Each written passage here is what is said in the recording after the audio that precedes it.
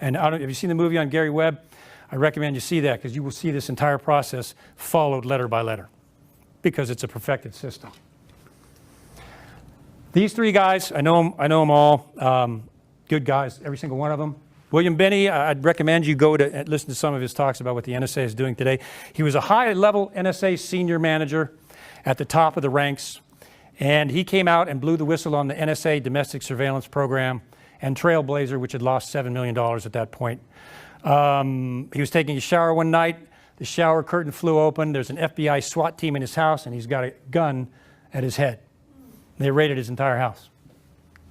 Then there is Thomas Drake. Thomas Drake was an NSA whistleblower. He went through the system. He reported it to his managers that this was a problem. This is surveilling American citizens, had lost $7 million. Something needs to be done about it. He went through his supervisors and went through the system. His house was raided by the FBI. He was arrested and charged with espionage. They fought it in court, and it was winnowed down to a misdemeanor charge, and Thomas Drake is out. But Thomas Drake has lost his career now, completely. This was the case that Edward Snowden cited when he said, this is why I didn't go through the system. This is why I left the U.S. and reported it to the British newspaper, because I saw Snowden saying this. I saw them do this to Thomas Drake, and I knew what they were going to do. And you know what? Edward Snowden's right. That's exactly what they would have done, or worse.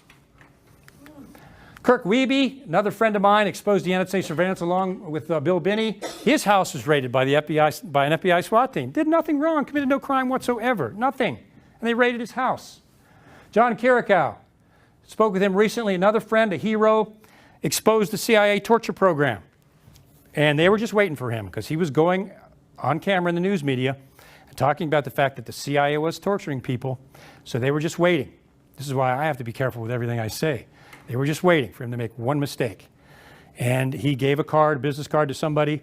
Turns out the name on that business card was a person who was a covert agent at some time in the past. And they nailed him, arrested him, sentenced him to 30 months in jail, and he spent 2 years in prison. He got out a year ago.